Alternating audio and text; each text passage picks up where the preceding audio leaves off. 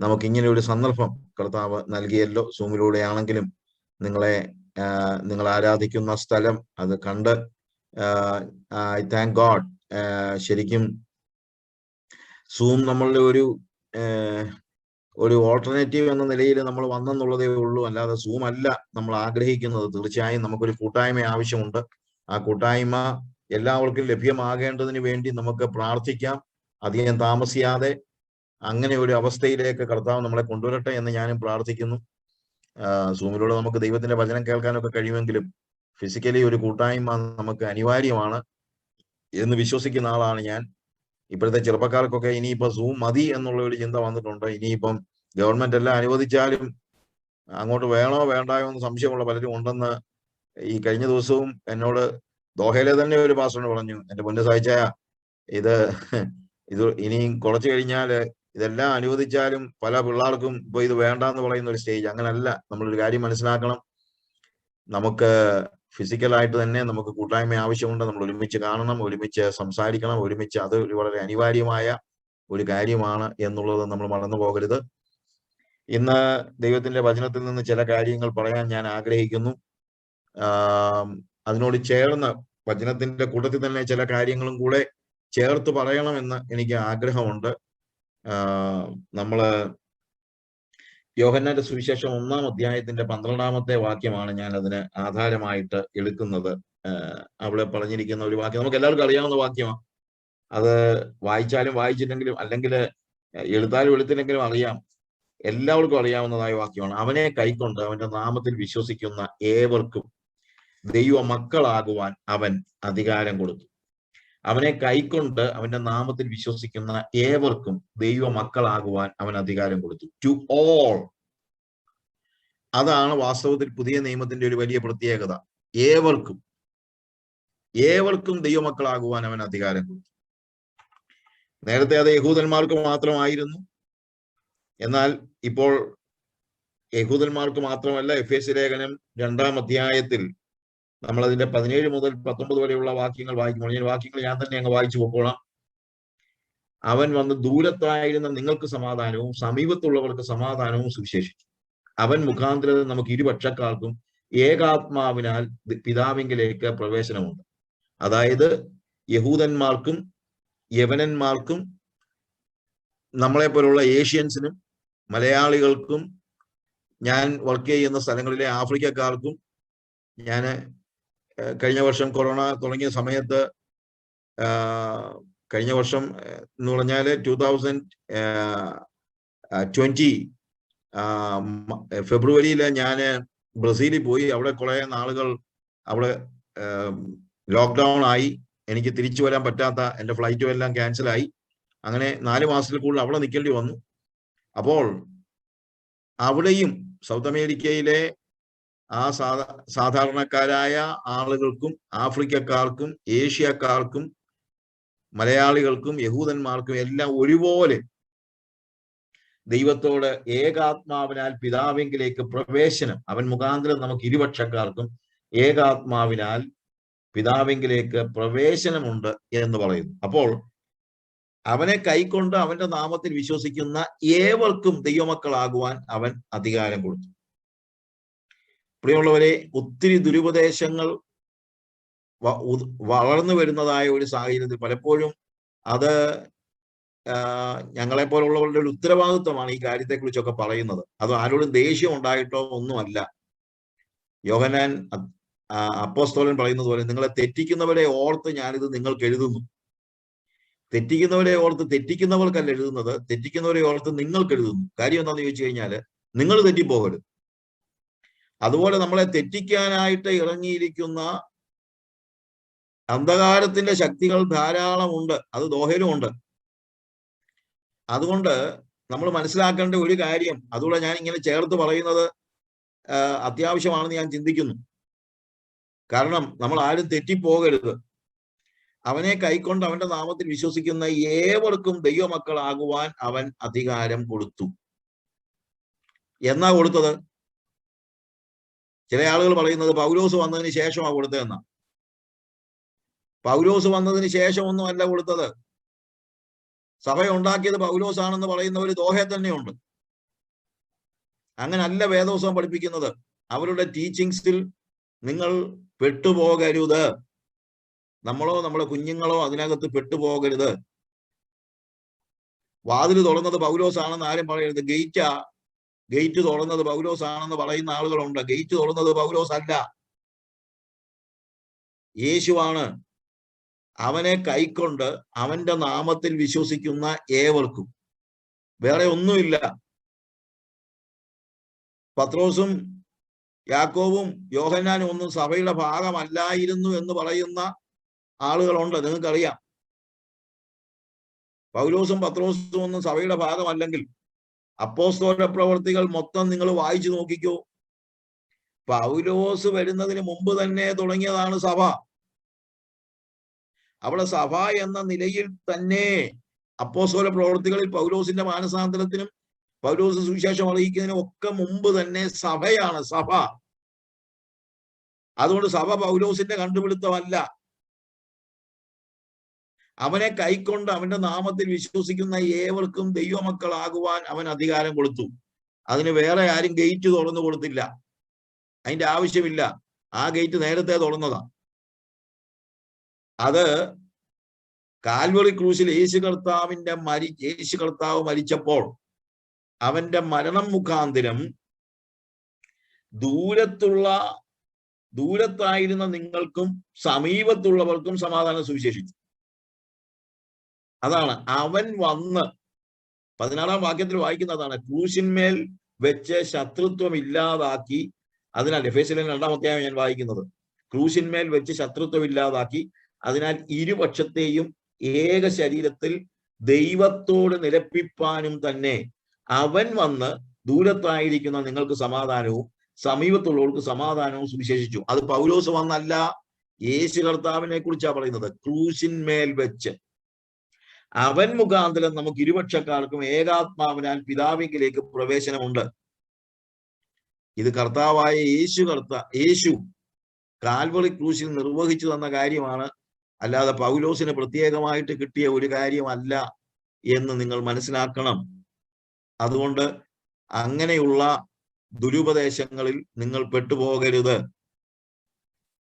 ദൈവസഭയുടെ കാര്യം ഇത് ഇങ്ങനെയുള്ള കാര്യങ്ങൾ. അതുകൊണ്ട് ഞാൻ പറഞ്ഞല്ലോ, യോഹന്നാൻ അപ്പോസ്തലൻ പറയുന്ന പോലെ, നിങ്ങളെ തെറ്റിക്കുന്നവരെ ഓർത്ത് ഞാനിത് നിങ്ങൾക്ക് എഴുതുന്നു. തെറ്റിക്കുന്നവരുടെ അടുത്ത് പോയി പറഞ്ഞിട്ട് കാര്യമൊന്നുമില്ല.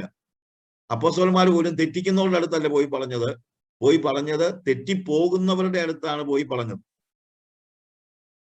അതുകൊണ്ടാണ് ഞാൻ പറഞ്ഞത്, നമ്മളോ നമ്മുടെ കുഞ്ഞുങ്ങളോ തെറ്റിപ്പോകരുത്. കൃത്യമായിട്ട് ഈ ഉപദേശം നമ്മൾ മനസ്സിലാക്കണം. യഹൂദന്മാർക്ക് മാത്രമല്ല, എല്ലാവർക്കും. But for all, even gentiles, not only for അത് തന്നെയല്ല, പിന്നീട് ഇങ്ങോട്ട് വരുമ്പോഴും ഇത് യൂറോപ്യൻസിന്റെ ആണെന്ന് ചിന്തിച്ച ആളുകളുണ്ട്. വില്യം കേറി ഇന്ത്യയിലേക്ക് സുവിശേഷം പറയാൻ പോകാൻ ആഗ്രഹിച്ചപ്പോൾ അവിടുത്തെ ബാപ്റ്റിസ്റ്റ് സഭയിൽ നിന്ന് അന്ന് കാൽവിനിസം തലയ്ക്ക് പിടിച്ച ആളുകൾ, കാൽവിനിസം അത്ര മോശമായ കാര്യമൊന്നുമല്ല, പക്ഷെ കാൽവിനിസത്തിന്റെ ഹൈപ്പർ കാൽവിനിസം പഠിപ്പിച്ചവരായ ആളുകളായിരുന്നു അന്നത്തെ ബാപ്റ്റിസ്റ്റുകാർ. അവർ പറഞ്ഞത് ആരൊക്കെ സ്വർഗത്തിൽ പോകണം, ആരൊക്കെ നരകത്തിൽ പോകണം എന്നൊക്കെ ദൈവം തീരുമാനിച്ചിട്ടുണ്ട്. അതുകൊണ്ട് സ്വർഗത്തിൽ പോകാൻ ദൈവം നിയമിച്ചവര് സ്വർഗത്തിൽ പൊക്കോളും, അതിന് നമ്മൾ കഷ്ടപ്പെടേണ്ട, നമ്മൾ വിഷമിക്കണ്ട എന്ന് പറഞ്ഞ ആളുകൾ. അന്ന് ബാപ്റ്റിസ്റ്റ് സഭയിലെ ആളുകൾ വില്യം കേറിയോട് പറഞ്ഞു, നിങ്ങൾ പോകേണ്ട കാര്യമില്ല. If God want to do something for the heathen Indians, then if God want to save the heathens of India, he will do that. അതിന് ദൈവം അവരെ നിയോഗിച്ചിട്ടുണ്ടെങ്കിൽ അവർ സ്വർഗത്തിൽ പൊക്കോളും എന്ന് പറഞ്ഞ ബാപ്റ്റിസ്റ്റ് നേതാക്കന്മാർ അന്നുണ്ടായിരുന്നു. ഇന്ന് അത്രയും അവരാരും പറയുന്നൊന്നുമില്ല. പക്ഷെ ഇവിടെ പറയുന്നത്, അവനെ കൈക്കൊണ്ട് അവന്റെ നാമത്തിൽ വിശ്വസിക്കുന്ന എല്ലാവർക്കും ദൈവമക്കളാകുവാൻ അവൻ അധികാരം കൊടുത്തു. എക്സ്ക്ലൂസീവിസം, ദൈവത്തിന്റെ ഭാഗത്തെ ദൈവം എക്സ്ക്ലൂസീവ് ആണെങ്കിലും അവൻ തിരഞ്ഞെടുക്കുന്നതിനകത്ത് ഒരു ട്രൈബോ ലേവ്യര് മാത്രമായിരുന്നു യഹോവയുടെ പുരോഹിതന്മാരായിട്ട്. പക്ഷേ 1 പത്രോസ് 2-ാം അധ്യായത്തിന് 9-ാം വാക്യത്തിൽ നമ്മളെ കുറിച്ച് പറയുന്നത് we are a royal priesthood എന്ന. അങ്ങനെ ഒരു പ്രത്യേകത പോലും എവിടെയില്ല. ദൈവത്തിന്റെ മുമ്പിൽ ഒരു പ്രത്യേക ട്രൈബിന് യാതൊരു പ്രത്യേകതയും ഇല്ലാത്ത നിലയിലേക്ക്.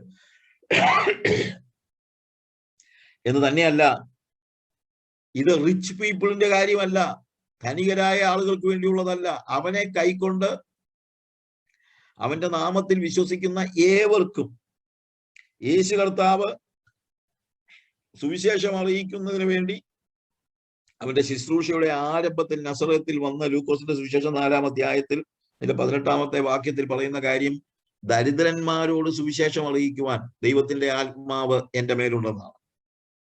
It is not only for the rich people, it is also for the poor people.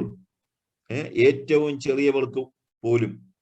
അല്ലെങ്കിൽ തന്നെ പൗലോസ് പറയുന്നു, 1 കൊരിന്ത്യർ 1-ാം അധ്യായത്തിന്റെ 26 മുതലുള്ള വാക്യങ്ങൾ വായിച്ചു നോക്കിയാൽ, നിങ്ങളുടെ വിളിയെയും തെരഞ്ഞെടുപ്പിനെയും നിങ്ങൾ നോക്ക്. നിങ്ങളില് കുലമഹിമയുള്ളവരൊന്നും അധികമൊന്നുമില്ല, ജ്ഞാനികൾ ഏറെയില്ല, ധനികരായിട്ടുള്ളവർ അധികമൊന്നുമില്ല. എത്ര പേരാ ഉള്ളത്? എന്നാൽ ദൈവം നമ്മളെ തിരഞ്ഞെടുത്തപ്പോൾ നമ്മളെ രാജ്യത്തെയോ ദേശത്തെയോ നമ്മുടെ ട്രൈബിനെയോ നമ്മുടെ സാമ്പത്തിക സ്ഥിതിയെയോ നമ്മുടെ സാമൂഹ്യ വ്യവസ്ഥയെയോ ഒന്നും നോക്കാതെ ആകെപ്പാടെ ഒരു ക്ലോസ് മാത്രമേ വെച്ചുള്ളൂ. എന്താണെന്നറിയാമോ? അവനെ കൈക്കൊണ്ട് അവന്റെ നാമത്തിൽ വിശ്വസിക്കുന്ന ഏവർക്കും ദൈവ മക്കളാകുവാൻ അവൻ അധികാരം കൊടുത്തു. അതുകൊണ്ട് എന്താ, എല്ലാ സ്ഥലങ്ങളിൽ നിന്നുള്ള ആളുകൾ, വെളിപ്പാട് പുസ്തകം അതിന്റെ 5-ാം അധ്യായത്തിൽ നമ്മളവിടെ അതിന്റെ 9-ാമത്തെ വാക്യം വായിക്കുമ്പോൾ അവിടെ കാണുന്നത്, പുസ്തകം വാങ്ങുവാനും അതിന്റെ മുദ്ര പൊട്ടിപ്പാനും നീ യോഗ്യൻ, നീ അറുക്കപ്പെട്ടു നിന്റെ രക്തം കൊണ്ട് സർവഗോത്രത്തിലും ഭാഷയിലും വംശത്തിലും ജാതിയിലും നിന്നുള്ളവരെ ദൈവത്തിനായി വിലയ്ക്ക് വാങ്ങും. ഇത് പൗലോസ് ചെയ്തതല്ല, ഇത് കർത്താവ് ചെയ്തതാണ്. കർത്താവ് ചെയ്തതാണ്. സർവ ഗോത്രത്തിലും ഭാഷയിലും വംശത്തിലും ജാതിയിലും. അതുകൊണ്ടാണ് നമ്മള് പാടുന്നത് പോലും, every tongue in heaven and earth shall declare the glory. Every knee shall bow down before the throne in worship. You will be exalted, O God, and your kingdom shall not pass away, O ancient of days. എന്ന് നമ്മളെ പാട്ട്, blessing and owner എന്നുള്ള പാട്ടിനകത്ത് നമ്മൾ കാണുന്ന കാര്യമാണ്. Every tongue in heaven and earth shall declare your glory. അപ്പോൾ അവനെ കൈക്കൊണ്ട്, ഇനി അതിലേക്ക് നമുക്ക് പെട്ടെന്ന് വരാം. യോഹന്നാന്റെ സുവിശേഷം 1-ാം അധ്യായത്തിന്റെ 11-ാമത്തെ വാക്യത്തിൽ അവനെ കൈക്കൊണ്ട്, റിസീവ് ഹിം ഇൻ. അതാണ് ഒരു പ്രധാനപ്പെട്ട ഒരു കാര്യം. എന്താണ്, എങ്ങനെയാണ് നമുക്ക് ദൈവമക്കളാകുവാൻ കഴിയുന്നെന്ന് പറഞ്ഞു കഴിഞ്ഞാൽ, everyone as many as received him in, and but as many as received his name, to them he gave right to become the children of God, to them that believe on his name. അവനെ കൈക്കൊണ്ട് അവന്റെ നാമത്തിൽ വിശ്വസിക്കുന്ന ഏവർക്കും ദൈവ മക്കളാകുവാൻ അവൻ അധികാരം കൊടുത്തു. 2 കാര്യങ്ങളാണ് ഉള്ളത്. ഒന്ന്, അവനെ ഉള്ളിലേക്ക് കയറ്റുക. അവന്റെ നാമത്തിൽ വിശ്വസിക്കുക എന്ന് പറയുന്നത് കുറച്ചുകൂടെ ആഴമുണ്ട്. അത് ഞാൻ പറയാം. കാരണം വെറുതെ യേശു എന്ന് പറയുന്ന ഒരു വാക്കിൽ വിശ്വസിക്കുന്നതല്ല അവിടുത്തെ അർത്ഥം. അവിടെ വിശ്വസിക്കുക എന്ന് പറയുന്നത് സ്വീകരിക്കുക എന്ന അർത്ഥത്തിൽ തന്നെയാണ്. അതായത് അവന്റെ പേര് സ്വീകരിക്കുന്ന ആളുകൾ. ഇത് രണ്ടും ഒരുപോലെ വേണം. ഒന്ന്, അവനെ കൈക്കൊണ്ട്, റിസീവ് ഹിം ഇൻസൈഡ്. ഒരുവൻ ദൈവ പൈതലാകുവാൻ ഒരു മാർഗമേ ഉള്ളൂ. എന്താണെന്നറിയാമോ? യേശുവിനെ നമ്മളെ ഉള്ളിലേക്ക് കയറ്റണം, അകത്ത് കയറണം. അല്ലാതെ പുറത്തല്ല, അകത്ത് കയറണം. ഇത് മനസ്സിലാക്കാൻ ഞാനൊരു സ്റ്റോറി സാധാരണ പറയാറുണ്ട്. എൻ്റെ സ്റ്റോറീസിനകത്ത് മിക്കപ്പോഴും വരുന്ന 2 കഥാപാത്രങ്ങളുണ്ട്. ഒന്ന് ജിമ്മിയും ജോണി. ഞാൻ അങ്ങനെ ഒരു പേരങ്ങ് മിക്കവാറും ഉള്ള കഥകൾക്കകത്ത് എല്ലാം ഉണ്ട്, ജിമ്മി ആൻഡ് ജോണി. അപ്പൊ ഈ ജിമ്മിയും ജോണിയും നല്ല സുഹൃത്തുക്കളാ, കൂട്ടുകാരാ. അങ്ങനെ ഇരിക്കെ ഒരു ദിവസം ഈ ജിമ്മിക്ക് അവന്റെ ശരീരത്തിൽ മുഴുവൻ ഈ വ്രണങ്ങൾ, ബോയിൽസ് വന്നിട്ട് ഇതെല്ലാം പൊട്ടാൻ തുടങ്ങി. അപ്പോൾ ജോണിക്ക് ഭയങ്കര സങ്കടം വന്നിട്ട് ജോണി പറഞ്ഞു, ജിമ്മി നീ ഇങ്ങനെ എത്തിരി കഷ്ടപ്പെടുന്നല്ലോ. ഉടനെ പറഞ്ഞു, എന്ത് പറയാനാ ജോണി, എന്റെ ജീവിതം തന്നെ തകർന്നു. എനിക്ക് യാതൊരു രീതിയിലും ഒരു സ്വസ്ഥതയില്ല. എനിക്ക് എഴുന്നേറ്റ് നിൽക്കാൻ പോലും വയ്യ. എന്റെ ശരീരം മുഴുവൻ ബോയിൽസാ. കഥയാണ് കേട്ടോ. എന്റെ ശരീരം മുഴുവൻ വ്രണങ്ങളാ.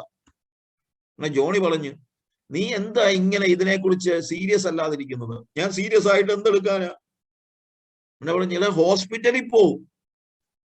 എന്നാ ജോണി ചോദിച്ചു, ജിമ്മി ചോദിച്ചു, ആശുപത്രി പോയാൽ ഇത് പോകുമോ? അതിനല്ലേ ആശുപത്രി വെച്ചിരിക്കുന്നത്, നീ ആശുപത്രി പോവും. അപ്പോ ശരി എന്നാ പോയേക്കാമെന്ന് പറഞ്ഞു. പിറ്റേ ദിവസം വൈകുന്നേരം അവര് വീണ്ടും കണ്ടു. എല്ലാ ദിവസവും വൈകുന്നേരം കാണും. കണ്ടപ്പോൾ ജോണി ചോദിച്ചു, ജിമ്മി നീ ഇന്ന് ആശുപത്രിയിൽ പോയോ? എന്നെ പറഞ്ഞു, പോയി. എന്നിട്ട് ഡോക്ടർ എന്തോ പറഞ്ഞു? ഞാൻ പറയാ, ആ ഡോക്ടറെ ഞാൻ കണ്ടതൊന്നുമില്ല. നീ എന്നോട് പറഞ്ഞത് ആശുപത്രി പോകാനല്ല. ഞാൻ ആശുപത്രി പോയിട്ട് പോന്നു. ആശുപത്രി പോയി എന്ന് പറഞ്ഞത് കൊണ്ട് അവന്റെ രോഗം മാറുമോ? ഇല്ലല്ലോ. ഇതുപോലെ ചിലർ പറയുന്നത്, ഞാൻ പള്ളിയിൽ പോകുന്നുണ്ട്, സഭയിൽ പോകുന്നുണ്ട്. ചിലരുടെ ചിന്ത സഭയിൽ വന്നു കഴിഞ്ഞാൽ അവന്റെ രോഗം, അല്ലെങ്കിൽ അവന്റെ ആത്മീക രോഗം എന്ന് പറഞ്ഞു കഴിഞ്ഞാൽ രോഗസൗഖ്യമല്ല ഞാൻ ഉദ്ദേശിക്കുന്നത്. സ്പിരിച്വൽ ഡിസീസസ് എല്ലാം പോകുമെന്ന് അവന്റെ ചിന്ത. അല്ലെങ്കിൽ അവൻ ദൈവ പൈതലാകുമെന്ന് അവന്റെ ചിന്ത, ദൈവമകനാകുമെന്ന്. പള്ളിയിൽ വരുന്നത് കൊണ്ട്, സഭയിൽ വരുന്നത് കൊണ്ട്, അതിപ്പോ ഏത് സഭയിൽ പോയാലും ആ സഭയിൽ പോകുന്നത് കൊണ്ട് മാത്രം ഒരാൾ ദൈവ പൈതലായി തീരുന്നില്ല. ദൈവത്തിന്റെ മകനാകണമെങ്കിൽ അവനെ കൈക്കൊണ്ട് അവന്റെ നാമത്തിൽ വിശ്വസിക്കും. അപ്പൊ ജോണി പറഞ്ഞു, ഇല്ല നീ ഡോക്ടറെ കാണണം. ഡോക്ടർ എന്താ പറയുന്നത് കേക്ക്. അപ്പൊ ജിമ്മി സമ്മതിച്ചു, ഡോക്ടറെ കാണാന്ന് പറഞ്ഞു. പിറ്റേ ദിവസം വൈകുന്നേരം വന്നപ്പോൾ ചോദിച്ചു, ജോണി നീ ആശുപത്രി പോയോ? പോയി. ഡോക്ടറെ കണ്ടോ? കണ്ടു. എന്നിട്ട് ഡോക്ടർ എന്ത് പറഞ്ഞു? ഡോക്ടർ പറഞ്ഞു, ജിമ്മി ഇതൊരു പ്രത്യേകതരം രോഗമാണ്. ഇതൊരു ബാക്ടീരിയ ഉണ്ടാക്കുന്നത്. ആ ബാക്ടീരിയയുടെ പേര് സിന്നോള എന്നാണ്. സിന്നോള ഞാൻ ഉണ്ടാക്കിയ പേരാ, സിന്നോള. സിൻ. എന്നിട്ട് ഡോക്ടർ എന്താ പറഞ്ഞു? അതിനെന്തോ റിമഡി എന്തോ എന്ന് പറഞ്ഞു. അതിനൊരു റിമഡി ഏതാണെങ്കിലും കണ്ടുപിടിച്ചിട്ടുണ്ടെന്ന് പറഞ്ഞു. അതിന്റെ പേര് ക്രോസോസിലിൻ എന്നാണ്. ക്രോസോസിലിൻ.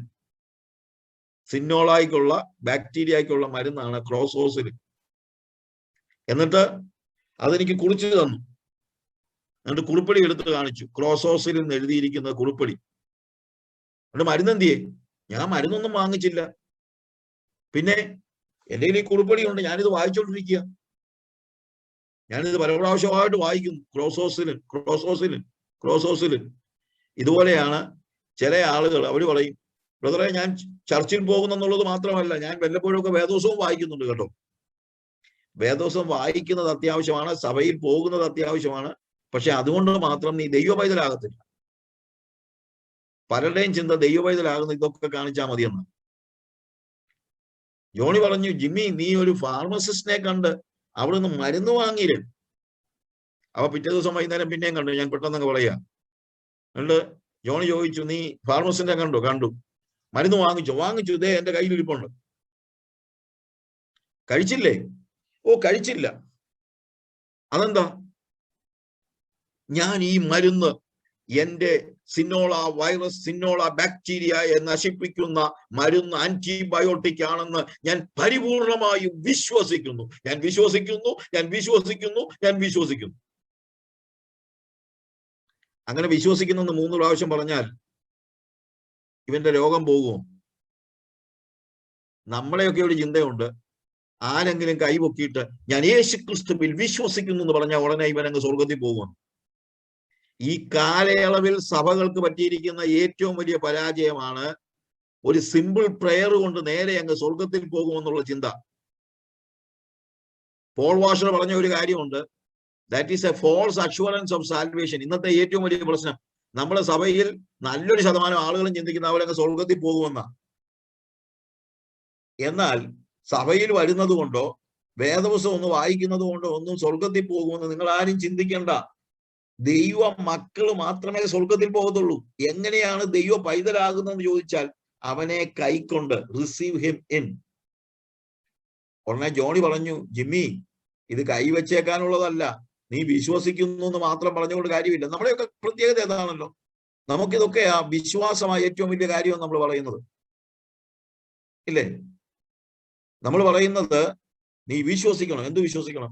യേശു ക്രിസ്തു മനുഷ്യവർഗത്തിന്റെ പാപങ്ങൾക്ക് പകരമായി മരിച്ചു എന്ന് നീ വിശ്വസിക്കണം. എന്റെ പ്രിയമുള്ളവരെ, അങ്ങനെ വിശ്വസിച്ചത് കൊണ്ട് മാത്രം നമ്മൾ സ്വർഗത്തിൽ പോകുമെന്ന് ചിന്തിക്കുന്നത് മൗഢ്യമാണ്, വിഡ്ഢിത്തമാണ്. അപ്പൊ നമ്മൾ പറയും, അങ്ങനെ യേശു ക്രിസ്തു മരിച്ചെന്ന് മാത്രം വിശ്വസിച്ചാൽ പോരാ, മനുഷ്യവർഗത്തിന്റെ പാപങ്ങൾക്ക് പകരമായിട്ടാണ് മരിച്ചതെന്ന് വിശ്വസിക്കണം. ആയിക്കോട്ടെ, എനിക്കൊരു വിശ്വാസിയെ അറിയാം. അങ്ങേര് വേദപുസ്തകത്തിൽ പറഞ്ഞത് കവർ ടു കവർ വിശ്വസിക്കുന്ന ആളാണ്. വേദപുസ്തകത്തിന്റെ ഒരറ്റം മുതൽ മറ്റേ അറ്റം വരെ വിശ്വസിക്കുന്ന ആളാണ്. എന്ന് തന്നെയല്ല, യേശു ക്രിസ്തുവിനെ കുറിച്ചുള്ള സകല ദൈവശാസ്ത്രപരമായ സത്യങ്ങൾ പോലും വിശ്വസിക്കുന്ന ആളാണ്. യേശു ക്രിസ്തു തൃത്വത്തിൽ രണ്ടാമനായ ദൈവപുത്രനാണെന്നും അവൻ കന്യക മറിയാമിൽ ജനനമെടുത്ത് 33 വയസ്സ് വരെ ഭൂമിയിൽ ജീവിച്ച് മനുഷ്യവർഗത്തിന്റെ പാപത്തിന് പരിഹാരമായി മരിച്ച് അടക്കപ്പെട്ട് ഉയിർത്തെഴുന്നേറ്റ് സ്വർഗത്തിലേക്ക് കരയേറിപ്പോയി എന്ന് തന്നെയല്ല, കാത്തിരിക്കുന്നതിന്റെ വിശുദ്ധന്മാർക്ക് വേണ്ടി രണ്ടാമത് വരുമെന്ന് വിശ്വസിക്കുന്ന ഒരു വിശ്വാസി. നിങ്ങൾ ആരും ഇങ്ങനെ പിടിച്ച് സഭയെ ചേർക്കല്ല കേട്ടോ. ഞാൻ ഈ പറഞ്ഞത് മുഴുവൻ സാത്താനെ കുറിച്ചാ. പിശാചും അങ്ങനെ തന്നെ വിശ്വസിക്കുകയും വിറയ്ക്കുകയും ചെയ്യും. അപ്പൊ ഇങ്ങനെ വിശ്വസിച്ചത് കൊണ്ട് മാത്രം നിങ്ങൾ ആരും ഇങ്ങനെ സഭയെ കയറ്റരുത്. വിശ്വാസം കൊണ്ട് മാത്രം രക്ഷിക്കപ്പെടും. അതായത് ഇങ്ങനെയുള്ള ഇന്റലക്ച്വൽ ഫെയ്ത്ത് കൊണ്ട് ആരെങ്കിലും, ഇന്റലക്ച്വൽ ബിലീഫ് കൊണ്ട്, സമയമില്ലാത്തത് കൊണ്ടാണ്. There is a big difference between belief and faith. അത് നമ്മൾ മനസ്സിലാക്കണം. ഈ പറയുന്നതെല്ലാം ബിലീഫാണ്. You are believing everything. അതുകൊണ്ട് മാത്രം ആരും സ്വർഗത്തിൽ പോകത്തില്ല. ഉടനെ ജിമ്മി പറഞ്ഞു, ജോണി, ഞാൻ വിശ്വസിക്കുക മാത്രമല്ല, ഇന്നലെ രാത്രിയിൽ ഞാൻ ഈ ആന്റിബയോട്ടിക്കിനെ കുറിച്ച് ഒരു നല്ല പാട്ടുണ്ടാക്കി അത് പാടിക്കൊണ്ടാണ് ഞാൻ കിടന്നുറങ്ങിയത് പോലും എന്ന് പറഞ്ഞു. ഞാൻ പാടാൻ തുടങ്ങി. What a wonderful antibiotic. All my sin, all our bacteria will go. എന്ന് പറഞ്ഞ പാട്ടൊക്കെ പാടാൻ തുടങ്ങി. പാട്ട് പാടി എന്ന് പറഞ്ഞുകൊണ്ട് കാര്യമല്ലുണ്ട്. ചിലരുടെ ചിന്ത സഭയിൽ വന്ന് പാട്ട് പാടിയാൽ, കൊയറിനകത്തൊരു പാട്ട് പാടിയാൽ, അല്ലെങ്കിൽ അല്ലാതാണെങ്കിലും കൈകളെ അട്ടിച്ച് പൊട്ടിച്ച് ഒരു പാട്ട് പാടിയാൽ അങ്ങ് സ്വർഗത്തിൽ പോകുന്നതാണ്. അതൊക്കെ മണ്ടത്തരമാണ്, വിഡ്ഢിത്തമാണ്. അതൊക്കെ ചെയ്യുന്നത് തെറ്റാണെന്നൊന്നും ഞാൻ പറയുന്നില്ല. ജോണി പറഞ്ഞു, ഇല്ല ജിമ്മി, ഇതുകൊണ്ടൊന്നും കാര്യമില്ല, നീ ഇത് ഭക്ഷിക്കണം. It should go inside. The ക്രോസോസിലിൻ ഷുഡ് ഗോ ഇൻസൈഡ്. അത് കേട്ടിട്ട് ജോണി ഏതാണെങ്കിലും ആ ക്രോസോസിലിൻ ആന്റിബയോട്ടിക് ഉള്ളിലേക്ക് അവൻ വിഴുങ്ങി. ക്രോസോസിലിൻ അകത്തി എന്നപ്പോൾ സിന്നോള പുറത്ത് ചാടി. കാര്യം രണ്ടും കൂടെ ഒരുമിച്ചിരിക്കത്തില്ല. ആന്റിബയോട്ടിക് അകത്ത് ചെന്നാൽ ബാക്ടീരിയ പുറത്തു പോകും. ഗ്രാജുവൽ ആയിരിക്കും, പക്ഷെ എന്നാലും തീർച്ചയായും ഈ ആന്റിബയോട്ടിക്കിന്റെ പ്രത്യേകത ഇത് ഗ്രാജുവലും ഒന്നുമല്ല. അന്നേരം തന്നെ പാപത്തിന്റെ കണികകളെല്ലാം പുറത്തു പോകാൻ തുടങ്ങും. പെതിയെ പെതിയെ ക്യൂർ കുറച്ച് ഇച്ചിരി പെതിയാണെങ്കിൽ പോലും ഇറ്റ് സ്റ്റാർട്ട്സ് വർക്കിംഗ്. എന്നതുപോലെ യേശുവിനെ ഉള്ളിൽ കയറ്റിയാൽ മാത്രമേ നമുക്ക് ദൈവപൈതലാകുവാൻ കഴിയുകയുള്ളൂ. ഇന്നത്തെ ഏറ്റവും വലിയ പ്രശ്നം എന്താണെന്നറിയാമോ? The biggest problem of the church, we have Jesus outside, not inside. Inside means സഭയ്ക്കകത്തല്ല ഞാൻ ഉദ്ദേശിക്കുന്നത്. പുറത്തു നിൽക്കുന്ന ഒരു യേശുവിനെയാണ് ഇന്ന് പരിചയപ്പെടുത്തുന്നത് പോലും. പ്രസംഗിക്കുന്നവരും പറയുന്നത്, ഇന്ന് രാത്രി നീ ഇവിടെ വരിക, ഇവിടെ യേശുവിന്റെ അടുത്ത് വരിക, നിനക്ക് എന്തു വേണം നീ പറഞ്ഞാൽ മതി. നിനക്ക് കാശ് വേണോ, കാശ് തരാൻ. വീട് വേണോ, വീട് തരാൻ. കാർ വേണോ, കാർ തരാൻ. പണം വേണോ, പണം തരാൻ. ജോലി വേണോ, ജോലി തരാൻ. ഇതാ ഈ യേശു ഇവിടെ ഇപ്പോൾ. പ്രിയമുള്ളവരെ, ഈ പ്രസംഗങ്ങളൊന്നും ബിബ്ലിക്കൽ പ്രീച്ചിങ്ങേ അല്ല. ബിബ്ലിക്കൽ പ്രീച്ചിങ് അവിടെ അന്ന് എന്ന് പറയുന്നതാ. നിത്യതയുമായി ബന്ധപ്പെട്ട പ്രീച്ചിങ് വേദപുസ്തകം പഠിപ്പിക്കുന്നത്. അല്ലാതെ ഇന്നത്തെ ക്രൂസൈഡ് പ്രസംഗകരും ബാക്കിയുള്ളവരും ഇന്ന് നിങ്ങൾ സഭയിലൊക്കെ കേൾക്കുന്ന പ്രസംഗങ്ങൾ പലപ്പോഴും ഇവിടെ, ഇപ്പോൾ, ഇന്ന്, ഇതെല്ലാം ഒരു ഡിസ്റ്റോർഷനാണ്. പ്രോബ്ലം എന്താണെന്നറിയാമോ? നിങ്ങൾ ഇതിനെല്ലാം ആയിട്ട് വരുന്നു, യേശുവിന്റെ അടുത്താ വരുന്നത്, കുഴപ്പമൊന്നുമില്ല. യേശു ചിലപ്പോൾ തന്നെന്ന് ഇരിക്കും. 5 അപ്പം കൊണ്ട് 5000 പേരെ പോഷിപ്പിച്ചപ്പോൾ 5000 പേർക്കും യേശു ഫുഡ് കൊടുത്തു. പക്ഷെ പ്രോബ്ലം എന്തായിരുന്നു? യേശു പുറത്തും അവര് അപ്പം അകത്തുമായിരുന്നു. യേശുവിന്റെ കയ്യിൽ നിന്ന് അപ്പം വാങ്ങിച്ച് തിന്നേച്ച് അവര് പോയി. യേശു പുറത്താ. പിറ്റേ ദിവസം പിന്നെയും അവര് വന്നിട്ട് പറഞ്ഞു, ഞങ്ങൾ നിന്നെ രാജാവാക്കാൻ പോകുക. അന്ന് തന്നെ പറഞ്ഞു, നീ ഞങ്ങളുടെ രാജാവാകണം. എന്തിനാ? നാളെ വേണം അപ്പം.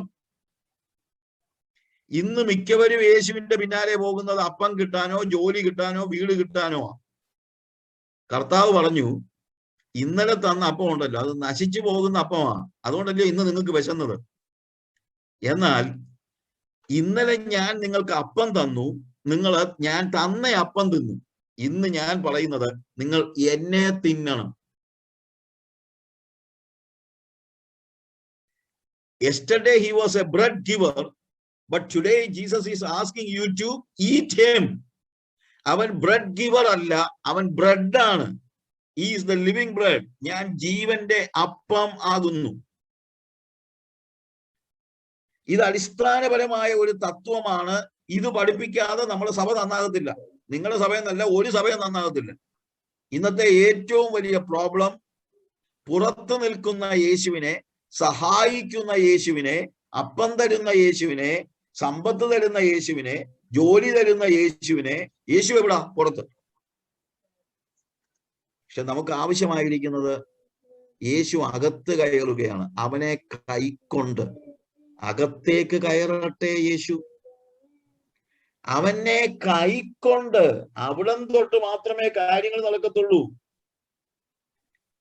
അതുകൊണ്ട് ദൈവ മക്കൾക്ക് മാത്രമേ സ്വർഗത്തിൽ പോകാൻ പറ്റുള്ളൂ. പക്ഷെ ദൈവ മക്കളാകണമെങ്കിൽ ഒന്നാമത് ആവശ്യമായിരിക്കുന്നത് അവനെ കൈക്കൊള്ളുക എന്നുള്ളതാണ്. അവനെ കൈക്കൊള്ളുക. പ്രിയമുള്ളവരെ, ഈ അടിസ്ഥാന തത്വം നമ്മൾ എന്തുകൊണ്ട് പഠിപ്പിക്കുന്നില്ല? നമ്മളെ സഭയിൽ വരുന്ന നമ്മളെ കുഞ്ഞുങ്ങൾ ഉൾപ്പെടെയുള്ളവർ, വലിയവരും കുഞ്ഞുങ്ങളും എല്ലാം എന്തു വേണം? അവരൊക്കെ യേശുവിനെ ഉള്ളിൽ കയറ്റുന്ന ഒരു അവസ്ഥയിലേക്ക് വരണം. We want to see that we are seeing that Jesus, യേശു നമ്മളെ ഉള്ളിലേക്ക് വരുന്നത്, യേശു നമ്മളെ ഉള്ളിൽ വരുന്നത്, അത് പഠിപ്പിക്കാൻ ആണ് അതാണ് നമ്മൾ ഇന്ന് ഇടപെടേണ്ടതായ ഏറ്റവും പ്രധാനപ്പെട്ട കാര്യം. യേശു ഉള്ളിൽ കയറി നമ്മളെ ഭരിക്കണം. അവൻ ഉള്ളിലേക്ക് കടക്കുന്ന എന്തിനാണെന്നറിയാമോ? അപ്പം തരാനല്ല. അപ്പം തരാൻ അവന് പുറത്തു നിന്നാൽ മതി. പക്ഷെ അകത്തേക്ക് കയറുന്നത് നമ്മിൽ വസിച്ചുകൊണ്ട് നമ്മളെ ഭരിക്കുന്നതിന് വേണ്ടിയാണ്. അവനെ കൈക്കൊണ്ട് അവന്റെ നാമത്തിൽ വിശ്വസിക്കുന്ന ഏവരും ദൈവ മക്കളാകുവാൻ അവൻ അധികാരം കൊടുത്തു. അപ്പോൾ അവനെ ഉള്ളിൽ കയറ്റി കഴിയുമ്പോൾ നമ്മൾ ദൈവ മക്കളാവുകയാണ്. ദൈവ മക്കളാകുമ്പോൾ ഒരു പുതുജനനം നടക്കുകയാണ്. അത് നമുക്കറിയാം. ഞാൻ അതിന് സമയം എടുക്കുന്നില്ല അതിനെക്കുറിച്ച് വ്യാഖ്യാനിക്കാൻ. യോഹന്നാന്റെ സുവിശേഷം 3-ാം അധ്യായത്തിൽ കൃത്യമായിട്ട് പറയുന്നുണ്ട്, പുതുതായി ജനിക്കുന്നില്ല എങ്കിൽ ദൈവരാജ്യത്തിൽ കടപ്പാൻ ആർക്കും കഴിയുകയില്ല. പുതുതായി ജനിക്കുക ഒരു ജനനമാണ്. അതാണ് ദൈവ മക്കളാകുന്നത്. അപ്പോൾ മക്കളാകുന്നത് ജനിക്കുമ്പോഴാണ്. ദൈവത്തിൽ നിന്ന് ജനിക്കുമ്പോൾ, ആത്മാവിൽ ജനിക്കുമ്പോൾ. ആത്മാവിനാൽ ജനിച്ചത് ആത്മാവാകുന്നു, ജഡത്താൽ ജനിച്ചത് ജഡമാകുന്നു. ജഡത്താൽ ജനിച്ച ഒരു ജനനം നമുക്കുണ്ട്. അത് എൻ്റെ അപ്പന്റെ മകനായി ഞാൻ ജനിച്ചതാ. അന്ന് നമുക്കെല്ലാം ഒരു പേരുണ്ടല്ലോ. ആ പേര് എപ്പോഴാണ് നമുക്ക് കിട്ടുന്നത്? നമ്മുടെ സർനെയിം എപ്പോഴാണ് നമുക്ക് കിട്ടുന്നത്? നമ്മുടെ സർനെയിം നമുക്ക് കിട്ടുന്നത് when we are born into this world. എൻ്റെ പേര് സാജു ജോൺ മാത്യു എന്നാണ്. മാത്യു എന്ന് പറയുന്നത് എൻ്റെ അപ്പനാ. ഞാൻ എപ്പോഴാണ് എനിക്ക് മാത്യു എന്നുള്ള പേര് കിട്ടിയത്? മാത്യു എന്നുള്ള പേര് കുറച്ചുനാൾ കഴിഞ്ഞപ്പോ ഞാൻ ഇങ്ങനെ ആലോചിച്ചെന്നാ പിന്നെ മാത്യു എന്നൊരു പേര് എടുത്തേക്കാമെന്ന് ചിന്തിച്ചൊന്നുമല്ല. When I am born into this world, I received a name. ഞാൻ ഭൂമിയിൽ ജനിച്ചപ്പോൾ തന്നെ എനിക്കൊരു പേര് കിട്ടി. ആരുടെ പേരാ? അപ്പന്റെ പേര്. അപ്പന്റെ പേര്. അപ്പോൾ ഈ അപ്പന്റെ പേര് സർനെയിമാ. നമുക്കാണ് ഈ അപ്പന്റെ പേര് എന്നുള്ളതല്ല, സർനെയിം. ശരിക്കും പറഞ്ഞു കഴിഞ്ഞാല് പുറം രാജ്യങ്ങളിലും എല്ലായിടത്തും മാത്യുവിന്റെ മകൻ മാത്യു, മാത്യുവിന്റെ മകന്റെ മകൻ മാത്യു, എല്ലാം മാത്യു മാത്യു മാത്യു എന്നാണല്ലോ വരുന്നത്. അപ്പോൾ നമ്മുടെ വല്യപ്പന്റെ പേരും അത് തന്നെയായിരിക്കും. എന്നാൽ നമ്മുടെ നാട്ടിലത്തെ പ്രത്യേകത അനുസരിച്ച് പലപ്പോഴും നമുക്ക് വല്യപ്പന്റെ പേര് വേറെ ആയിരിക്കും. അങ്ങനെയൊക്കെ വരാം. സർനെയിം അങ്ങനെ ആയിരിക്കണം നിർബന്ധമില്ല. എന്റെ ഒരു ഐഡിക്കകത്ത് ഞാൻ നോക്കിയപ്പോഴത്തേക്ക് അവര് എന്റെ പേരടിച്ചു വെച്ചിരിക്കുന്നത് വലിയ തമാശയാണ്. സാജു ജോൺ മാത്യൂസ് കറിയ തോമസ് മാത്യു. അപ്പം അവരെന്ത് ചെയ്യുന്നറിയാമോ? എന്റെ വല്യപ്പൂപ്പന്റെ പേരിന്റെ അപ്പന്റെ പേര് മാത്രമല്ല, എന്റെ വല്യപ്പന്റെ പേരുമല്ല, എന്റെ വല്യപ്പൂപ്പന്റെ പേര് വരെ അവർ കണ്ടുപിടിച്ചു. ഐഡിക്കകത്ത് എഴുതിയിരിക്കുക സാജു ജോൺ മാത്യൂസ് കറിയ തോമസ് മാത്യു. അപ്പൊ ഞാൻ ചിന്തിച്ചു, യുവമാര് കൊള്ളാവല്ല പാർട്ടികള്, കുറച്ചുകൂടെ പുറകോട്ട് കാണാൻ പോയായിരുന്നെങ്കിൽ സാജു ജോൺ മാത്യൂസ് കറിയ തോമസ് മാത്യൂസ് പിന്നെ അങ്ങനെ പറഞ്ഞിട്ട് ഒടുവിൽ ആദാമെന്ന് വന്നേനവൻ. കാര്യം വല്യപ്പന്റെ പേര് നോക്കി നോക്കി പോയി കഴിഞ്ഞാൽ ഏറ്റവും ഒടുവിൽ എവിടെ ചെല്ലും? We are born of Adam. നമ്മൾ ആദമിന്റെ ലെവലിലേക്ക് അങ്ങനെ വരുന്ന ഒരു അവസ്ഥ ഉണ്ടാകുമല്ലോ. I hope you understand. പക്ഷേ സത്യം അതാണ്, ഈ ഭൂമിയിൽ ജനിച്ച എല്ലാ വ്യക്തികളും ആദമിൽ നിന്ന് ജനിച്ചവരാണ്. ആദമിന്റെ പരമ്പരയിൽ ജനിച്ചത് കൊണ്ട് നമ്മളെ എല്ലാവരുടെയും സർനെയിം എന്താ? ആദം എന്നാ. അതുകൊണ്ടാണ് നമുക്ക് ഈ പറുദീസായിലൊക്കെ പോകാനൊക്കെ പറ്റാത്തത്. പറുദീസായിലേക്ക് ആദമിനെ കയറ്റരുതെന്ന്, പറുദീസായിലെ ആദമിനെ കയറ്റരുതെന്ന് ദൈവം പറഞ്ഞിട്ടുണ്ട്, ദൂതന്മാരോട് പറഞ്ഞിട്ടുണ്ട്. അവിടെ നിൽക്കുന്നതായ കെരൂബുകളുണ്ട്, അവരോട് പറഞ്ഞിട്ടുണ്ട്, ഊരിത്തിരിയുന്ന സ്വിൻഡ്ലിംഗ് സ്വോർഡ്, ഊരിപ്പിടിച്ച വാളുമായിട്ട് അവർ നിൽക്കുകയാണ്. എന്തിനാണെന്നറിയാമോ? ആദാം തിരിച്ചു കയറരുത്. അങ്ങനെ ഇരുന്നപ്പോൾ ഞാൻ ചിന്തിച്ചു, എനിക്ക് അങ്ങോട്ടൊന്ന് പോകണമെന്ന് ഞാൻ അങ്ങ് ചിന്തിച്ചെന്ന് വെച്ചു. അപ്പൊ ഞാൻ പോകാനായിട്ട് തീരുമാനമെടുത്തു. അപ്പൊ എല്ലാരും എന്നോട് പറഞ്ഞു, ആദാമിനെ അവിടെ കയറ്റത്തരുന്നു. ഇനി ഞാൻ ആദാമൊന്നും അല്ലല്ലോ, ഞാൻ സാജു അല്ലേ. അങ്ങനെ വലിയ ഗമയിൽ ഞാൻ അവിടെ ചെന്നു. ഞാൻ ചെന്നപ്പോൾ ഒരു ദൂതൻ മറ്റേ ദൂതനോട് പറഞ്ഞുള്ള, ആദാം വരുന്നു. അവന്മാര് വാളൊക്കെ എടുത്ത് ഇങ്ങനെ നിൽക്കുകയാണ്. ഞാൻ കയറാൻ തുടങ്ങിയപ്പോൾ എവിടെ പോവാ? ഉടനെ പറഞ്ഞു, എനിക്ക് പറുദീസയ്ക്കകത്തോട്ട് കയറണം. ഇല്ല, ആദാമിനെ കയറ്റരുതെന്ന് പറഞ്ഞിട്ടുണ്ട്. ഉടനെ ഞാൻ പറഞ്ഞു, ഞാൻ ആദാമൊന്നുമല്ല.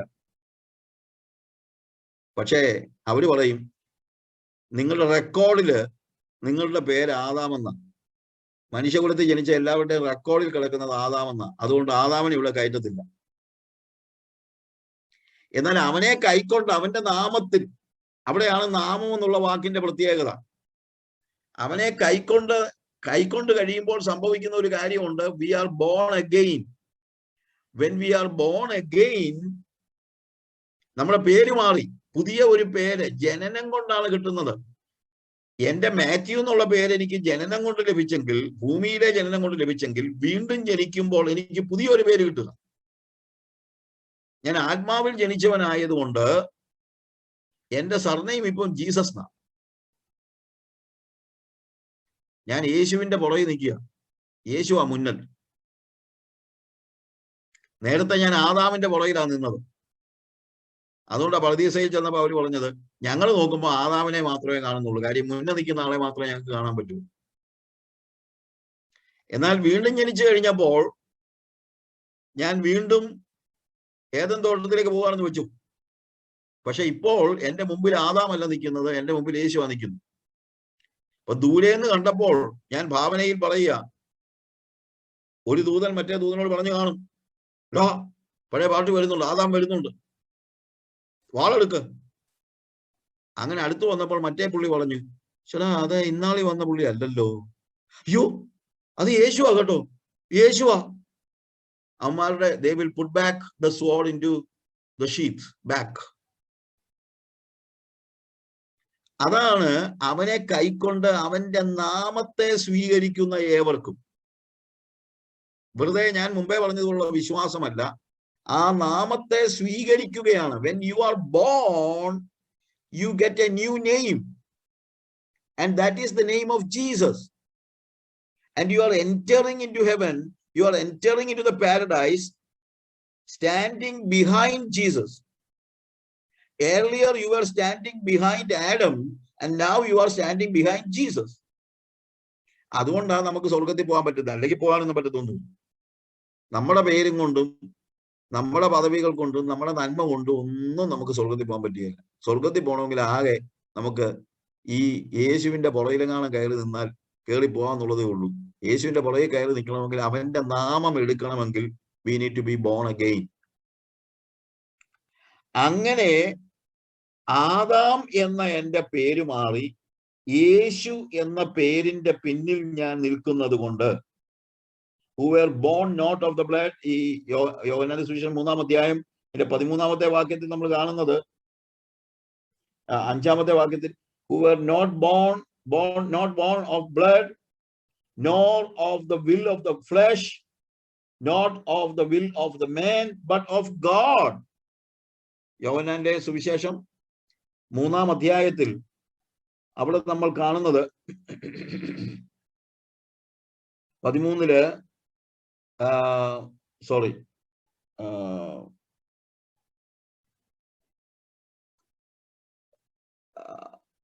നമ്മളെ പേര്, അതിനെക്കുറിച്ച് അവിടെ പറയുന്നത്, ജഡത്താൽ ജനിച്ചത് ജഡമാകുന്നു, ആത്മാവിനാൽ ജനിച്ചത് ആത്മാവാകുന്നു.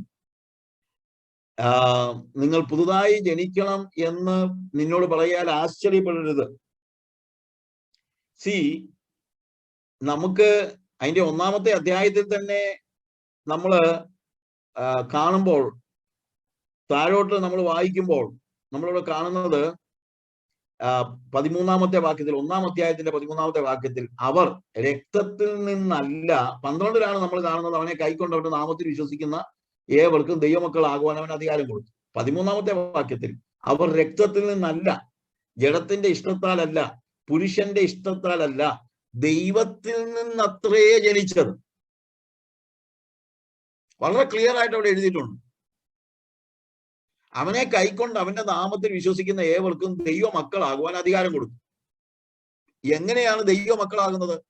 ദൈവത്തിൽ നിന്ന് ജനിച്ചത് കൊണ്ടാണ്. Because we are born of God. ദൈവത്തിൽ നിന്ന് ജനിച്ചതാണ്.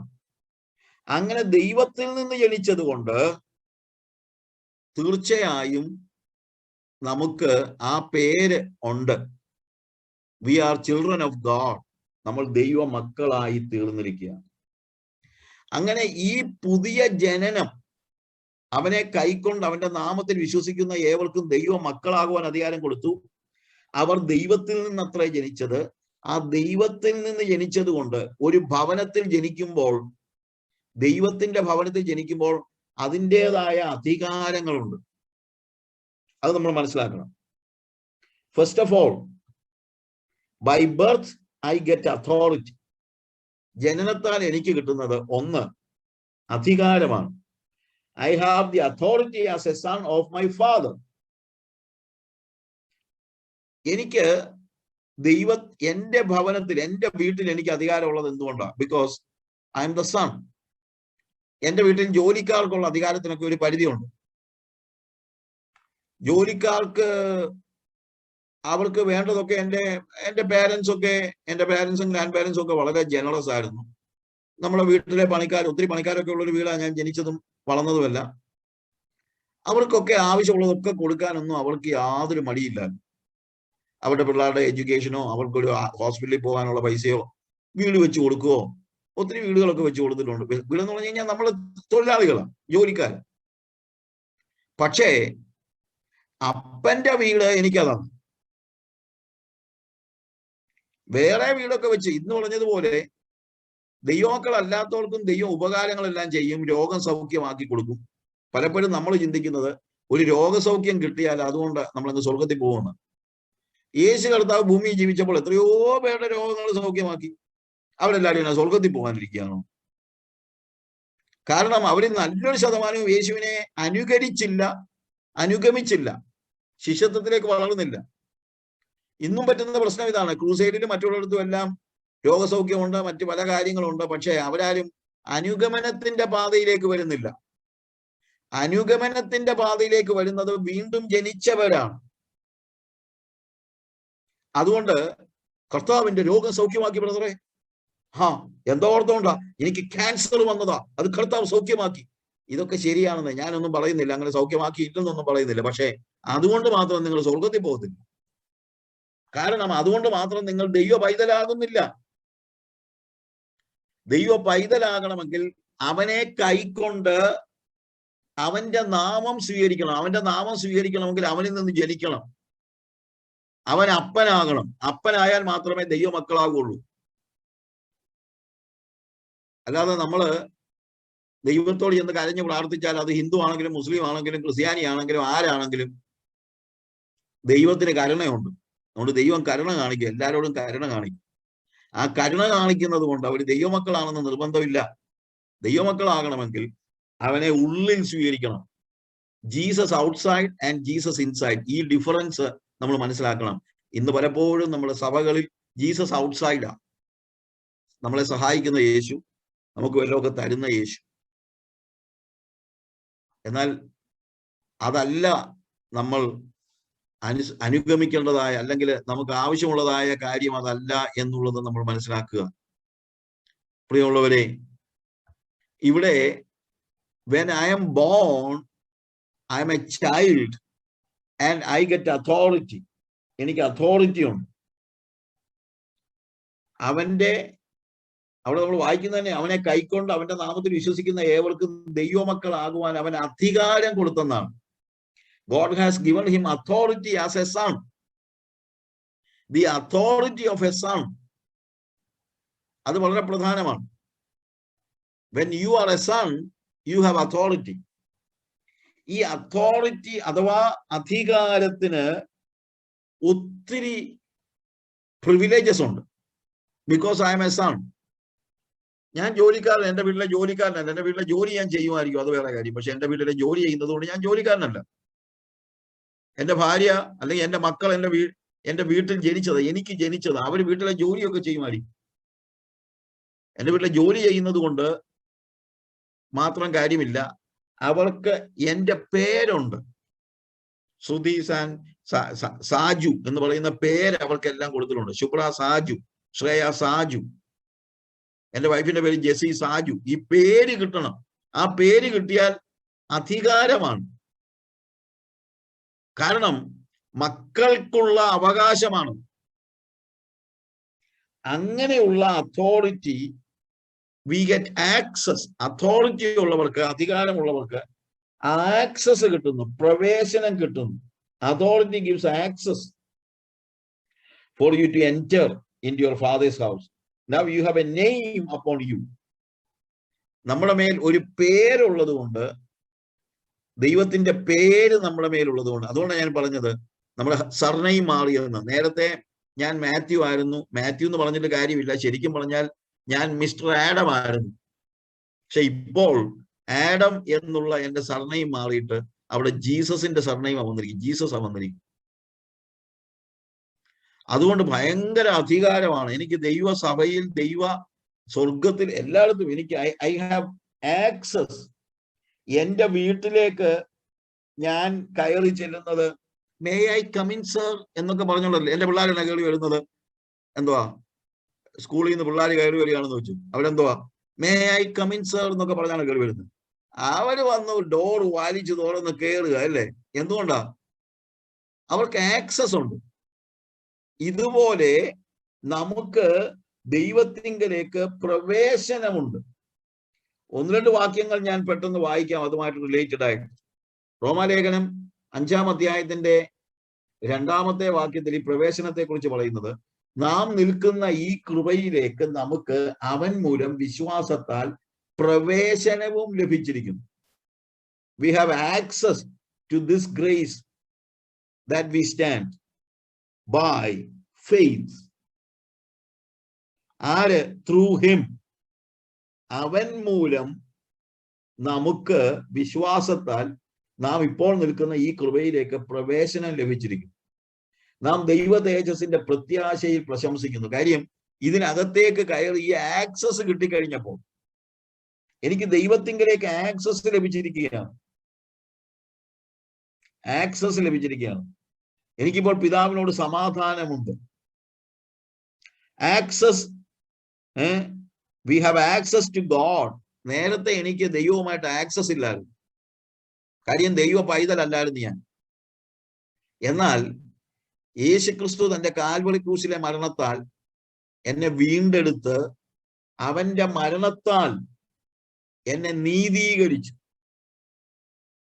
അവിടെ അതിന്റെ 8-ാമത്തെ വാക്യത്തിൽ, റോമാലേഖനം 5:8, ക്രിസ്തുവോ നാം പാപികളായിരിക്കുമ്പോൾ തന്നെ നമുക്ക് വേണ്ടി മരിക്കയാൽ ദൈവം തനിക്ക് നമ്മളുള്ള സ്നേഹത്തെ പ്രദർശിപ്പിക്കുന്നു. 9-ാമത്തെ വാക്യത്തിൽ അവന്റെ രക്തത്താൽ നീതീകരിക്കപ്പെട്ട ശേഷമോ. അപ്പോ എന്റെ earlier I was not justified. I did not have any peace with God. Peace of mind അല്ല.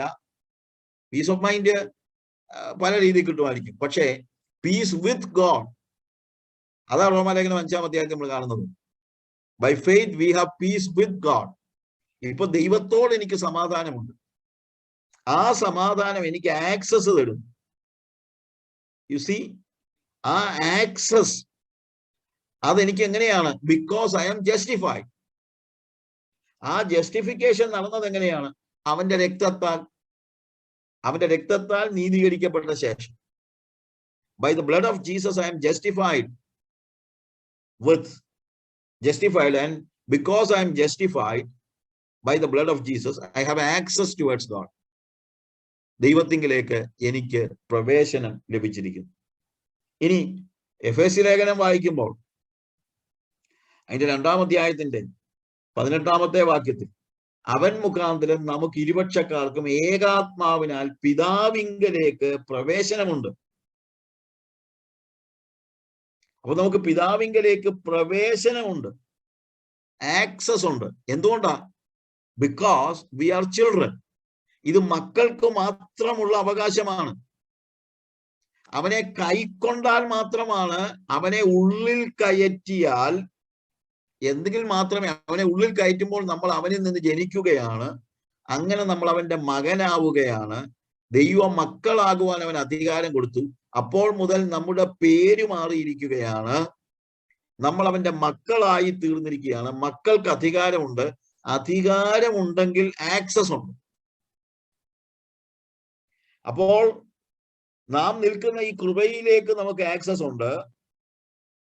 പിതാവിങ്കലേക്ക് നമുക്ക് ആക്സസ് ഉണ്ട്. അവൻ മുഖാന്തരം നമുക്ക് ഇരുപക്ഷക്കാർക്കും ഏകാത്മാവിനാൽ പിതാവിങ്കലേക്ക് പ്രവേശനമുണ്ട്. ഇനി എബ്രായ ലേഖനം നമ്മൾ വായിക്കുമ്പോൾ അതിന്റെ 4-ാം അധ്യായം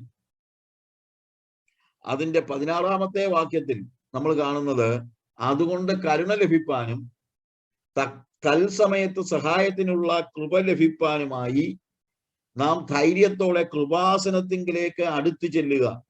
ഹോളി ഓഫ് ഹോളീസിലേക്ക് നമുക്ക് ആക്സസ് ഉണ്ട്. ഇപ്പൊ നേരത്തെ ഇല്ലായിരുന്നു. നേരത്തെ പുരോഹിതന്മാർക്ക്, മഹാപുരോഹിതന് മാത്രം ഒരിക്കൽ ചെല്ലാവുന്ന ആ സ്ഥലത്തേക്ക്, ഹോളി ഓഫ് ഹോളീസിലേക്ക് ഇപ്പോൾ നമുക്ക് ആക്സസ് ഉണ്ട്. When you are a child of God, when you are a son, you have access to God, you have access to this grace, and you have access to the Holy of Holies. ഇതെല്ലാം നമുക്ക് ലഭിക്കുന്നത് authority കൊണ്ടാണ്. ആ authority ഉണ്ടാകുന്നത് മക്കളാകുമ്പോഴാണ്. ഇനി authority takes away shame.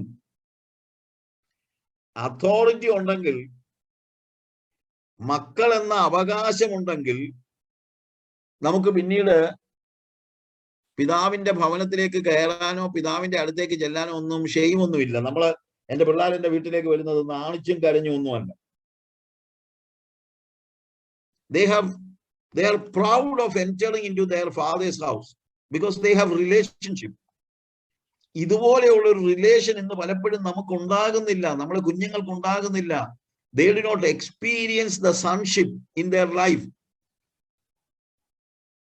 അതൊരു വലിയ പ്രശ്നമാണ്. നമ്മുടെ സഭകളിൽ ഇനി ശരിക്കും ദൈവ മക്കൾ ഇതൊക്കെ പഠിപ്പിക്കണം.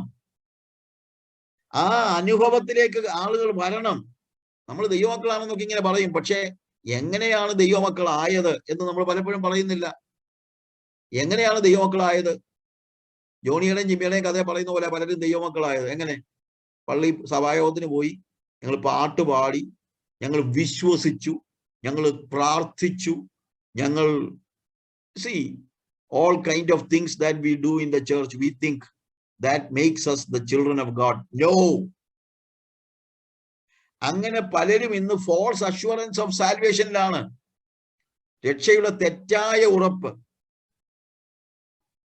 വിശ്വസിച്ചത് കൊണ്ട് അങ്ങ് സ്വർഗത്തിൽ പോകുമെന്ന് ചിന്തിക്കുന്നവരായ ആളുകൾ. വിശ്വാസം ആവശ്യമായില്ലെന്നല്ല ഞാൻ പറയുന്നത്, പക്ഷേ just because you believe in Jesus, you are not going to heaven.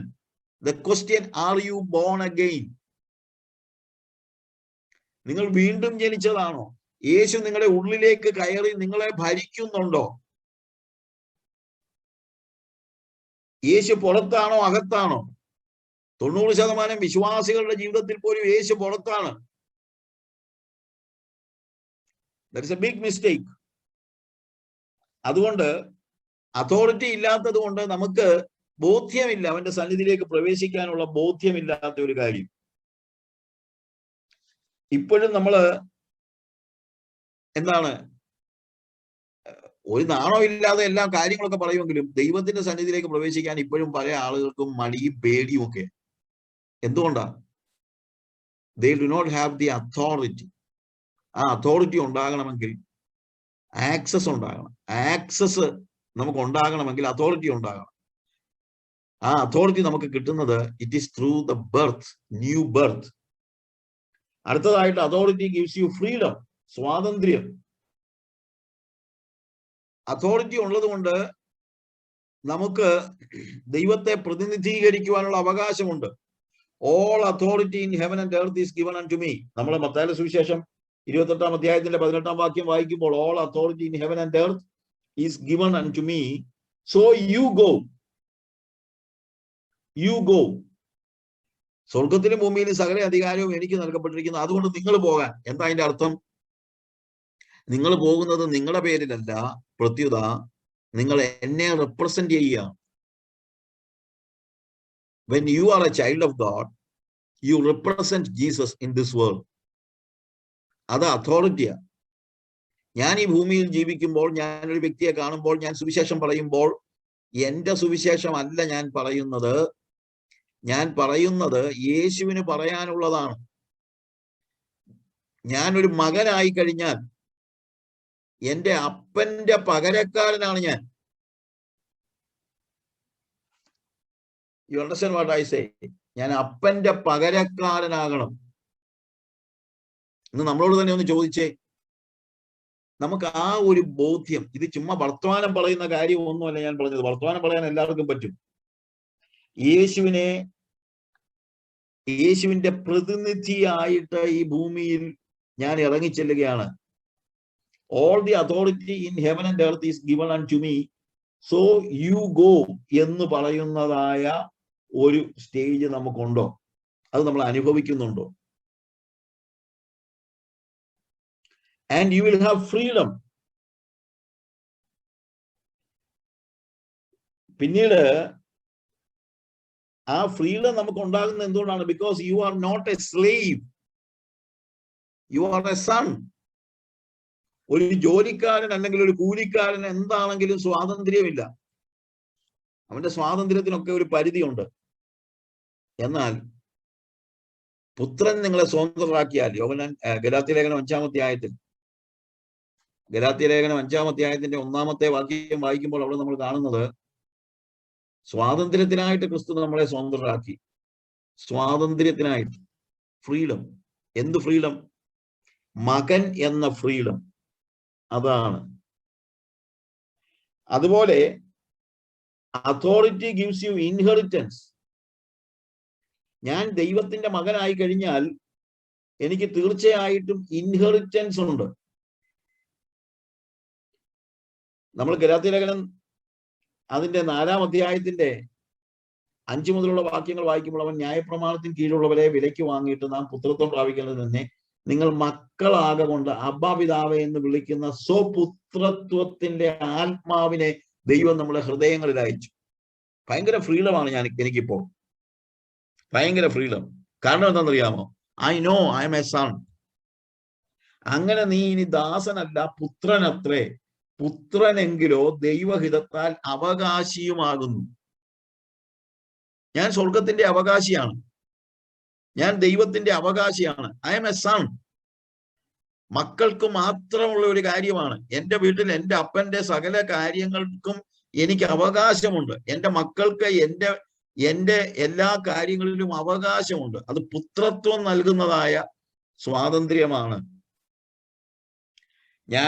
I understand that I have the authority. റോമാലേഖനം അതിന്റെ 8-ാമത്തെ അധ്യായത്തിൽ അതിന്റെ 15 മുതൽ 17 വരെയുള്ള വാക്യങ്ങൾ വായിക്കുമ്പോൾ അവിടെ ഇത് തന്നെ നമ്മൾ കാണുന്നു. നിങ്ങൾ പിന്നെയും ഭയപ്പെടേണ്ടതിന് ദാസ്യത്വത്തിന്റെ ആത്മാവിനെ അല്ല, നാം അബ്ബാ പിതാവ് എന്ന് വിളിക്കുന്ന പുത്രത്വത്തിന്റെ ആത്മാവിനെ അത്രേ പ്രാപിച്ചത്. നാം ദൈവത്തിന്റെ മക്കളാകുന്നു എന്ന ആത്മാവ് താനും നമ്മളെ ആത്മാവോട് സാക്ഷ്യം പറയുന്നു. നാം മക്കളെങ്കിലോ അവകാശികളുമാകുന്നു, ദൈവത്തിന്റെ അവകാശികളും ക്രിസ്തുവിന് കൂട്ടവകാശികളും തന്നെ. നോക്കുക, ഇതൊന്നും ഈ ഭൂമി കിട്ടുന്ന സമ്പത്തിന്റെ കാര്യമൊന്നും അല്ല പറയുന്നത്. ഇന്നത്തെ ഏറ്റവും വലിയ പ്രശ്നം, നമ്മുടെ പ്രസംഗങ്ങളിൽ 90% ഇവിടുത്തെ കാര്യങ്ങളാണ് പറയുന്നത്. അപ്പോസ്തോലന്മാർ, യേശുവോ അപ്പോസ്തോലന്മാരോ ഭൗമിക സമ്പത്തിന്റെ കാര്യങ്ങളല്ല പ്രസംഗിച്ചത്. അവരെല്ലാം നിത്യതയുടെ പ്രസംഗകരായിരുന്നു. ഇതൊന്നും വേണ്ട, നമ്മുടെ പെന്തിക്കോസ്ത് പിതാക്കന്മാര് എപ്പോഴും പ്രസംഗിച്ചത് നിത്യതയുടെ കാര്യങ്ങളാണ്. കഴിഞ്ഞ കുറച്ച് നാളുകളെ ആയുള്ളൂ എല്ലാരും കൂടെ, ഈ പ്രോസ്പെരിറ്റിക്കാരെല്ലാം കൂടെ വന്ന് എല്ലാം നശിപ്പിച്ച് കൈ കൊടുത്തിട്ട് ഭൂമിയിലെ കാര്യങ്ങൾ മാത്രം പറയുന്നവരായ ആളുകൾ, നിത്യതയെക്കുറിച്ച് യാതൊരു പ്രസംഗങ്ങളും ഇല്ലാതെ നമ്മുടെ സഭകളെല്ലാം നശിച്ചു പോയിരിക്കുന്നത് കണ്ടിട്ടുള്ള സങ്കടം കൊണ്ട് പറയുന്നതാണ്. ഇനി അതോറിറ്റി ഗിവ്സ് യു ഇൻഹെറിറ്റൻസ്. ഏറ്റവും ഒടുവിലായിട്ട് ഒരു കാര്യം കൂടെ പറഞ്ഞ് ഞാൻ എൻ്റെ വാക്കുകളെ അവസാനിപ്പിക്കുകയാണ്. 2 കാര്യങ്ങളുണ്ട്. ഒന്ന്, authority is responsibility. Authority privileges ആണെന്നാണ് നമ്മളെല്ലാം ചിന്ത. അതാണ് നമ്മളെ ഇന്നത്തെ പ്രസംഗങ്ങളെല്ലാം പ്രിവിലേജസിനെ കുറിച്ചാണ്. നിനക്ക് എന്തൊക്കെ കിട്ടുമെന്നേ പറയുന്നുള്ളൂ. നമ്മള് കർത്താവിന്റെ സഭയാണ്, അതുകൊണ്ട് നിങ്ങൾ ദൈവത്തിന്റെ മക്കളാണെന്നുള്ളതെന്ന് പറയുന്നില്ല. നിങ്ങൾ ദൈവത്തിന്റെ ആളുകളാണ്, നിങ്ങൾ കർത്താവിന്റെ അടുത്ത ആളുകളാണ്, നിങ്ങൾക്ക് അത് കിട്ടും, നിങ്ങൾക്ക് ഇത് കിട്ടും, നിങ്ങൾക്ക് കിട്ടും. നിങ്ങൾ മക്കളാണോ, നിങ്ങൾക്ക് ഇത് കിട്ടും. Authority is not just privileges. Authority is responsibility. ഞാൻ മകനാണെങ്കിൽ എനിക്ക് ഉത്തരവാദിത്തങ്ങൾ ഒത്തിരിയാ. ഞാൻ നിങ്ങളുടെ വീട്ടിൽ ഒരു വിരുന്നുകാരനായിട്ട് വന്നു കഴിഞ്ഞപ്പോൾ നിങ്ങളുടെ വീടിന്റെ ക്ലോക്ക് വർക്ക് ചെയ്യുന്നില്ല, അതിന്റെ ബാറ്ററി പോയി കിടക്കുകയാണെങ്കിൽ ഞാൻ ഉടനെ കാറെടുത്ത് പോയി ബാറ്ററി വാങ്ങിച്ചുകൊണ്ട് വരത്തൊന്നുമില്ല. കാര്യം എന്റെ വീടല്ലല്ലോ. പക്ഷെ എന്റെ പിള്ളേരാരെങ്കിലും വീട്ടിൽ വന്നപ്പോൾ അത് വർക്ക് ചെയ്യുന്നത് കണ്ടില്ലെങ്കിൽ അവരുടനെ പോയി വണ്ടി എടുത്തുകൊണ്ട് പോയി ബാറ്ററി വാങ്ങിച്ച് അതുകൊണ്ടിടും. കാര്യം അവരുടെ വീടാ, ഉത്തരവാദിത്വമുണ്ട്. ചിലര് സഭയെ വന്നാലും ഇത് തന്നെയാണ് പ്രശ്നം, ഉത്തരവാദിത്തങ്ങളില്ല. വന്ന് കൈകളെ അടിച്ച് പാട്ടുകളെ പാടി നിങ്ങളെല്ലാം കിട്ടിക്കൊണ്ട് നിങ്ങൾ അങ്ങ് പോവുക. You need to know you have responsibility. When you are a child of God, you have responsibility. എന്താ റെസ്പോൺസിബിലിറ്റി? അപ്പന് ചെയ്യാനുള്ളത് എന്താണോ അത് ചെയ്യുന്ന മകനാണ് ഉത്തരവാദിത്തമുള്ള മകൻ. യേശുവിന് എന്ത് ചെയ്യാനുണ്ടോ അത് നിങ്ങൾ ചെയ്യണം. യേശുവിന് ഇവിടെയുള്ള ആളുകളോട് സുവിശേഷം പറയണം. പക്ഷെ യേശു ഇന്ന് ഭൂമിയിൽ ജീവിക്കുന്നില്ല, പക്ഷെ നിങ്ങളുണ്ട്, നിങ്ങൾ മക്കളാണ്. പാവപ്പെട്ട മനുഷ്യരെ കർത്താവിനെ സഹായിക്കാനുണ്ട്. യേശു ഭൂമിയിൽ ജീവിച്ചപ്പോൾ ഇവിടെയുള്ള പാവങ്ങളായ ആളുകളെ കണ്ടപ്പോൾ അവരെയൊക്കെ സഹായിച്ചു.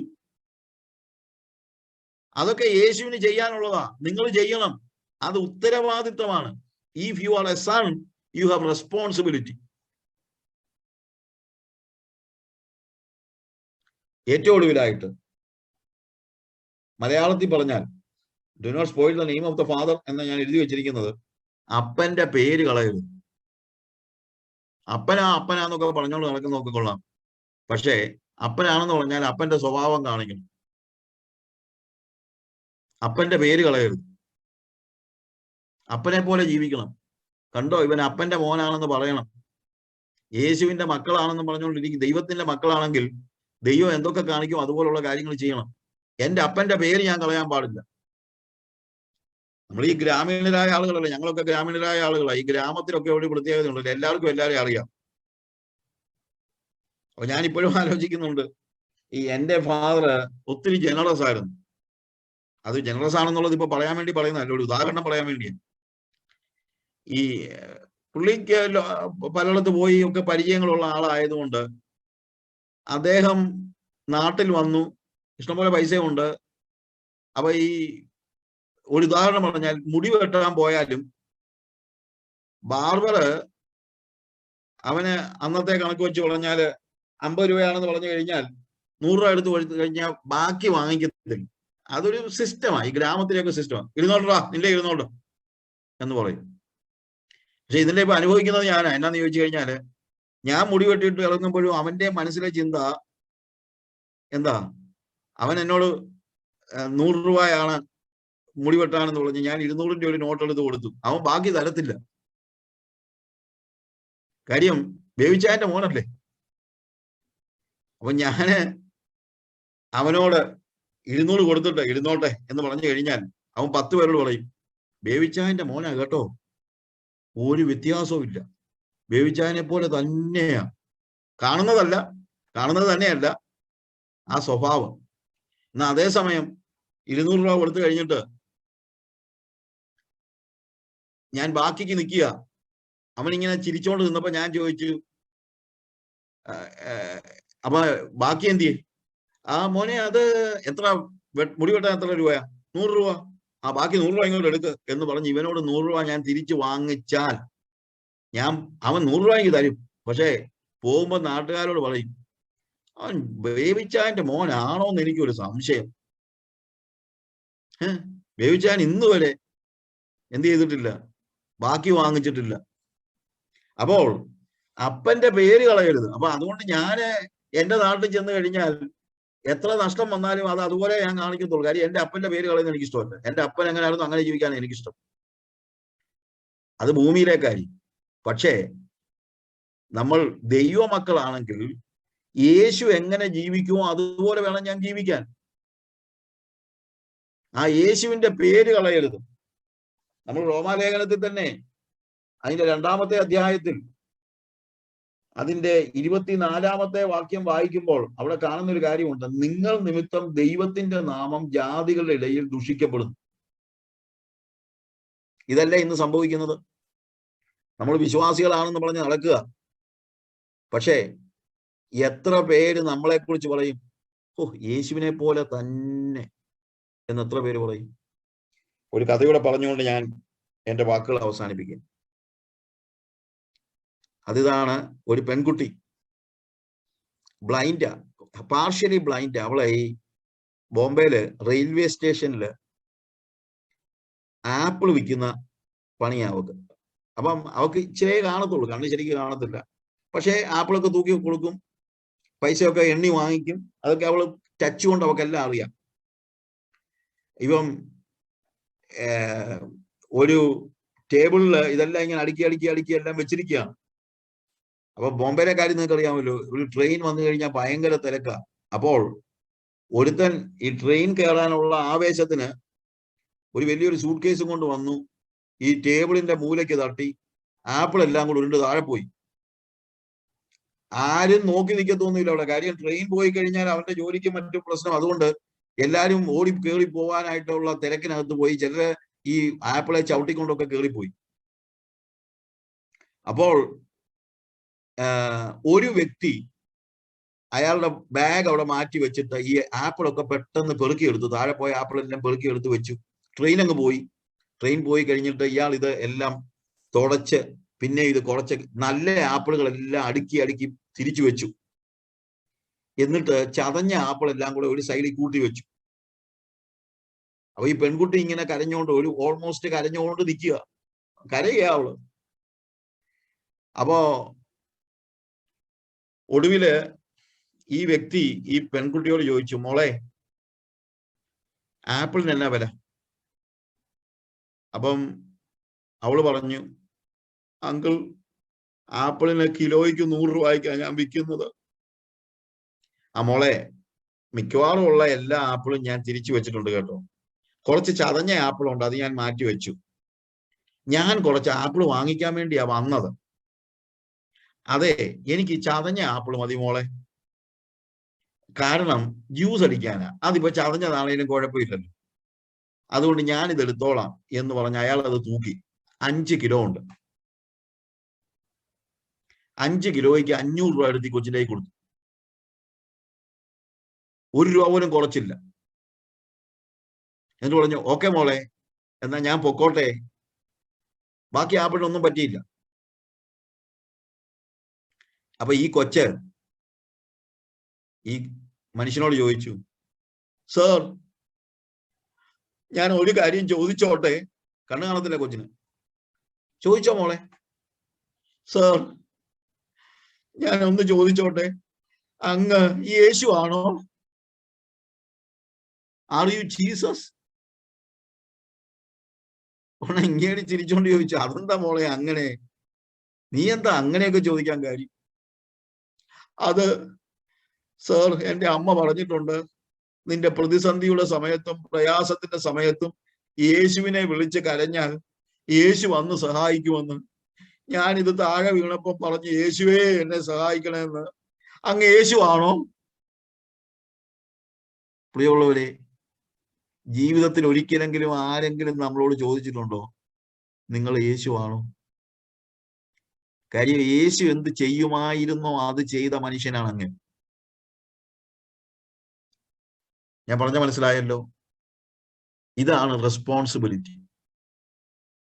യേശു എന്ത് ചെയ്യുമായിരുന്നോ അത് ചെയ്യുന്നവരാകുവാനാ നമ്മൾ വീണ്ടും ജനിച്ചത്. അതിനാണ് ദൈവം നമ്മളെ ഇവിടെ ആക്കിയിരിക്കുന്നത്. അതിനാണ് നമ്മളെ ദൈവ മക്കളാക്കിയത്.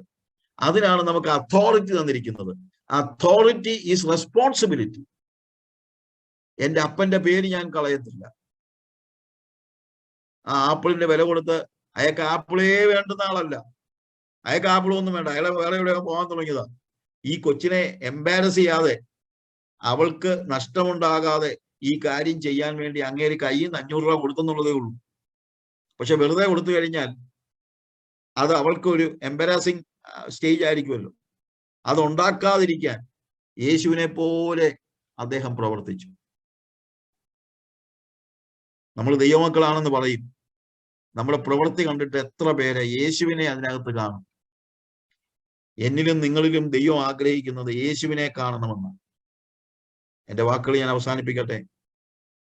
അവനെ കൈക്കൊണ്ട്, സഭയിൽ വരുന്നത് കൊണ്ട് മാത്രമല്ല, പാട്ടുപാടുന്നത് കൊണ്ട് മാത്രമല്ല, പ്രസംഗിക്കുന്നത് കൊണ്ട് മാത്രമല്ല, അവനെ കൈക്കൊണ്ട് receive Jesus inside and receiving, accepting his name. ജനനം കൊണ്ട് അങ്ങനെയാണ് ജനിക്കുന്നത്. When Jesus comes inside, you are born again. അത് ദൈവത്തിൽ നിന്നാണ്, മനുഷ്യന്റെ ഇഷ്ടത്താലല്ല, ദൈവത്തിൽ നിന്നുള്ള ജനനം. ആ ദൈവത്തിൽ നിന്ന് ജനിക്കുമ്പോൾ നിങ്ങൾ ദൈവ മക്കളാവുകയാണ്. പിന്നെ അവന്റെ പേരാ. ആ പേര് നമ്മൾ നഷ്ടമാക്കരുത്. It gives you access, it gives you authority, it gives you access, it gives you freedom, but it is responsibility. Authority is responsibility. നമ്മുടെ റെസ്പോൺസിബിലിറ്റി എന്താ? ലിവ് ലൈക്ക് ജീസസ്, യേശുവിനെ പോലെ ജീവിക്കുക. അതാണ് നമ്മുടെ റെസ്പോൺസിബിലിറ്റി. അപ്പന്റെ പേര് കളയരുത്. ദൈവമായ കർത്താവ് നിങ്ങളെ സഹായിക്കുമാറാകട്ടെ. ആമേൻ.